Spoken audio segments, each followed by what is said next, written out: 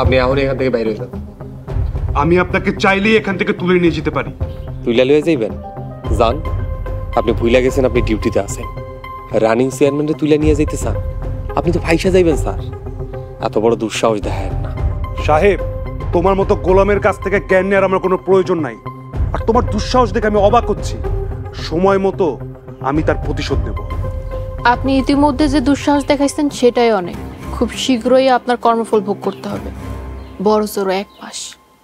আপনি আমাকে চ্যালেঞ্জ করছেন? জি, 1 মাসের মধ্যে আপনি out, clean bold out.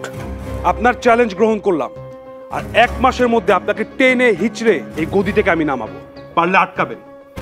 Good bye mister শুভ, চলেন।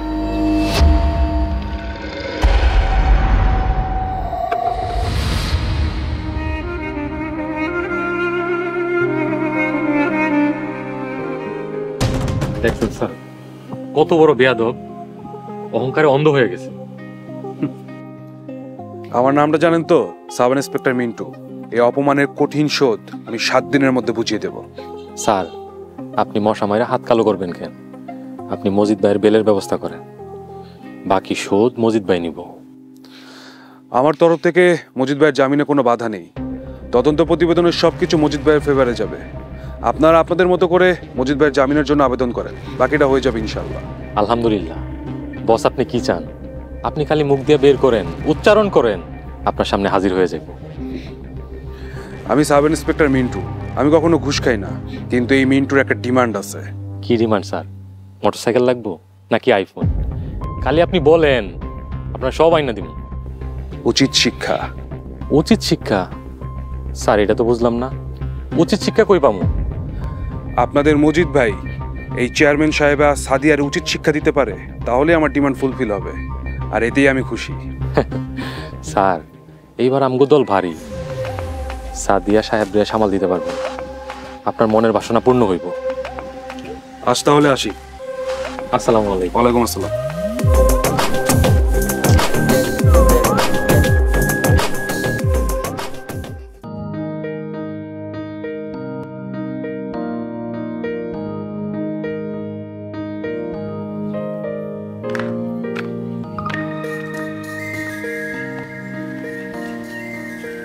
আসসালামু আলাইকুম। ওয়ালাইকুম আসসালাম। পরিষদে যাচ্ছি, আপনার অনুমতি চাই। পরিষদে যাওয়ার লাগি আমার জিজ্ঞেস করার দরকার নেই, যখন দরকার হবে চলে যাই। আচ্ছা ঠিক আছে, আমি দুপুরের মধ্যে চলে আসবো, তারপর একসাথে খাবো। আচ্ছা ঠিক আছে।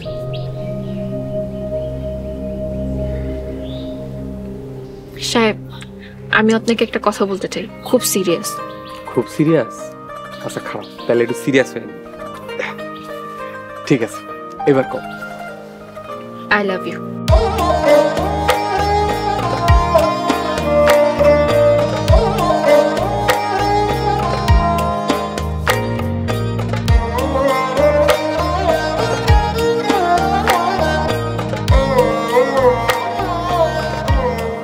আসসালামু আলাইকুম আমাজান, ভালো আছেন?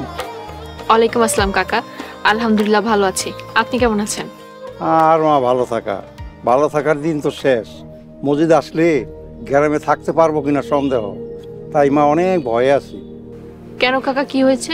তুমি তো মা গ্রামে ছিল না, মজিদের লোকজন প্রতিদিনই আইসা হুমকি দামকি দিতেছে মামলা তুলে নেওয়ার জন্য। কাকা, আমি চলে আসছি, আপনি ভয় পাবেন না। আপনি মামলা করেছেন নিজের হক আদায়ের জন্য। আপনি মনে ভরসা রাখুন, মামলা উঠাবেন না, একমাত্র আল্লাহর উপর ভরসা করুন। মনে রাখবেন কাকা, সবসময় সত্য আর ইনসাফের জয় হয়। মজিদ নাকি হাইকোর্ট থেকে জামিন নিতেছে, থানা পুলিশ প্রশাসন সব কিছুর সাথে যোগাযোগ করতেছে। এসব অপপ্রচারের কান দিবেন না তো কাকা। মসজিদ এসব গুজব ছড়াচ্ছে যাতে আপনারা ভয় পেয়ে মামলা উঠিয়ে নেন। এটা করবেন না। একমাত্র আল্লাহ ছাড়া আর কাউকে ভয় পাবেন না। আল্লাহ সর্বশক্তিমান। লোকমান, জিয়া মনে সবসময় কাকার খোঁজ খবর নিবা, দরকার হলে প্রতিদিন একবার করে কল দিবা। জি আইসা মনে। কাকা আপনার নাম্বারটা কোন তো? আচ্ছা ঠিক আছে, নাও 0177। মা সাদিয়া, তোমার কথা শুনি না অনেক ভরসা পাইলাম। আমি দোয়া করি মা, তুমি তোমার বাবা আলম চেয়ারম্যানের মতন একজন সফল নেতা হও। সফল বা বড় নেতা হতে চাই না কাকা, আমি আপনাদের একজন সেবক হতে চাই, আপনাদের সুখ দুঃখে আপনাদের পাশে থাকতে চাই। আজকে তাহলে আসি কাকা, আসসালামু আলাইকুম। ওয়ালাইকুম আসসালাম মা।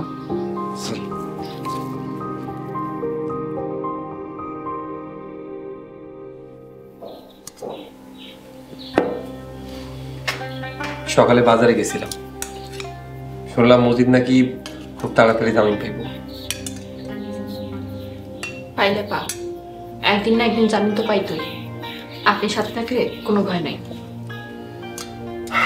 আল্লাহ হেফাজতকারী, আল্লাহ অবশ্যই আমাকে হেফাজত করবে। নেন, বিসমিল্লাহ বিল্লাহ খাওয়া শুরু করেন।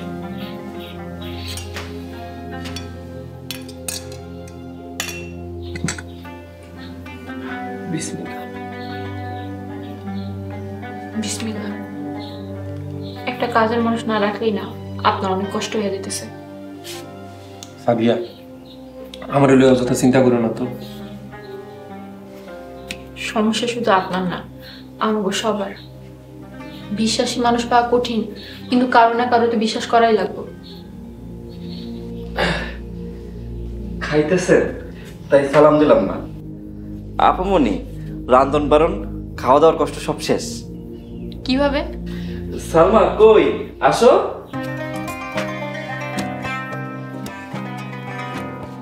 সালমা, কেমন আছো? ভালো আছি আপামনি। ভাইজান, আপনি কেমন আছেন? আলহামদুলিল্লাহ।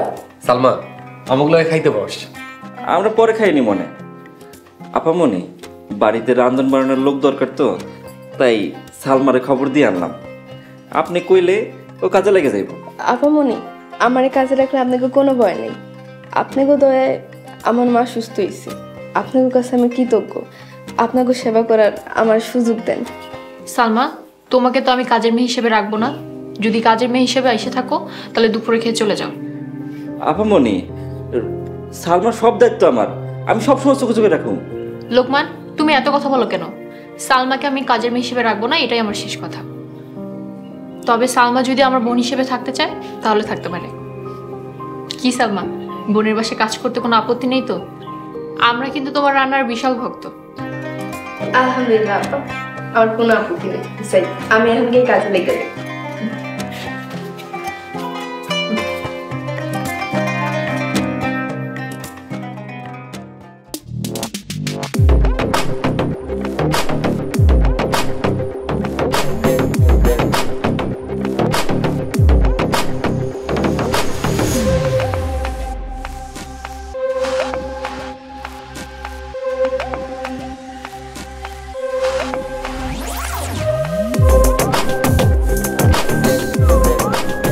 মজিদ ভাইয়ের আগমন, শুভেচ্ছার স্বাগতম। মজিদ ভাইয়ের শত্রুরা হুঁশিয়ার সাবধান, হুঁশিয়ার সাবধান। মজিদ ভাইয়ের শত্রুরা, মজিদ ভাইয়ের চাই কি এই এলাকার উন্নয়ন। আমার ভাই, তোমার ভাই, মজিদ ভাই, মজিদ ভাই, মজিদ ভাইয়ের দুই নয়ন, এলাকাবাসীর উন্নয়ন। আমার ভাই, তোমার ভাই, মজিদ ভাই, মজিদ ভাই, মজিদ ভাইয়ের চাই কি এলাকাবাসীর উন্নতি। আমার ভাই, তোমার ভাই, মজিদ ভাই, মজিদ ভাই, আমার ভাই, তোমার ভাই, মজিদ ভাই, মজিদ ভাই, মজিদ ভাইয়ের চাই কি এলাকাবাসীর উন্নতি। কাপুরে শেখটা সারাটা জীবন আমাকে জ্বালিয়ে গেল। ওই কে যদি একটু সাহায্য করতে পারতাম, তাহলে আমার মনটা একটু শান্ত হতো। কি ব্যাপার, আমার দিকে ভেবে তাকিয়ে আছেন কেন? অর্থ ক্ষমতা মানুষকে কত বদলায় দেয়। তোমার মুখে এই ধরনের ভাষা আমি আশা করি নাই সাদিয়া। দেখো সাহেব, মজিদ সারাটা জীবন আমার ফ্যামিলিকে জ্বালিয়েছে, তাই ওকে দেখে আমি রাগ সামলাতে পারি না, খুব রাগ হয়ে যায়। আমি সরি, আমাকে মাফ করে দাও। ভিতরে চলো সাদিয়া, আর কোনোদিন যেন তোমার মুখে কথা না শুনি।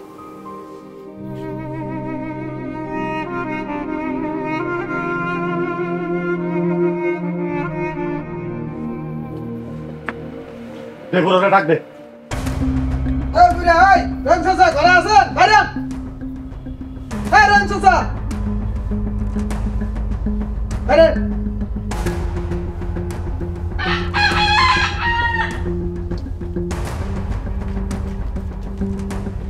আসসালামু আলাইকুম বাবা মজিদ, ভালো আছো? কেমনে ভালো থাকি? মামলা দিয়ে জেলে পাঠাইছেন, জামিন করাইতে কত খরচ হয়েছে আন্দাজ আছে আপনার? অনুমান করেন তো। 50,000 টাকা। হ্যাঁ বলতা বুইরা 10 লক্ষ টাকা খরচ হয়েছে।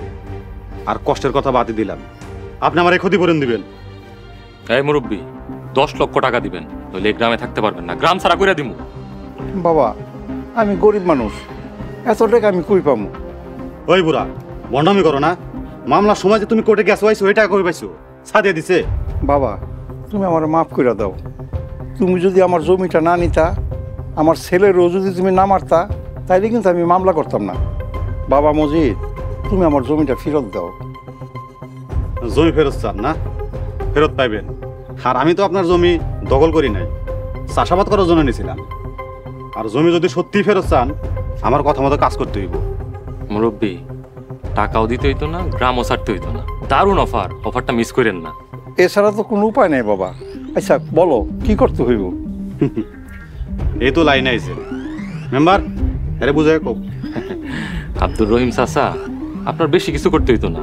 আপনি সাদিয়ার নামে মারধরের মামলা আর জমি দখলের মামলা করবেন, তাইলেই হইব। সে বাবা, সাদিয়া তো আমার মারে নাই, আমার জমিও দখল করে নাই। আচ্ছা, আপনার পোলা কই? হেরে ডাহেন। আমার পোলা তো বাড়িতে নাই। এই বাড়ি থাকবো কেমনি? আপনার পোলারে মেয়েরা রাস্তায় ফালাই দিতে গেছে। হ্যাঁ? আর এই কথাই থানায় যে অফিসারে কইবেন, কইবেন সাদিয়ার লোকজন আপনার পোলারে মারছে, এই কয়ে মামলা দিবেন। কথা ক্লিয়ার? এই চল।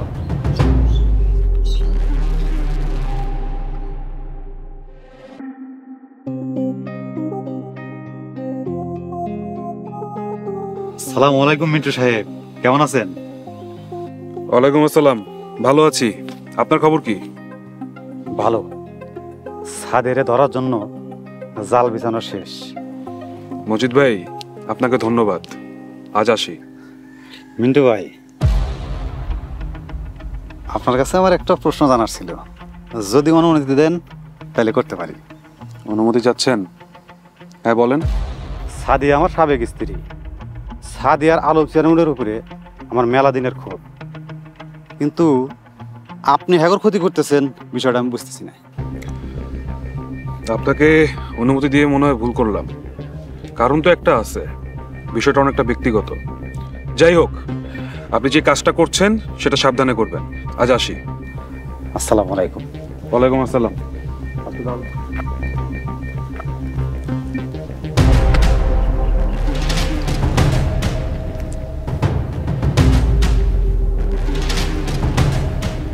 আমি বুঝি না মনে করো, আমি সবই বুঝি।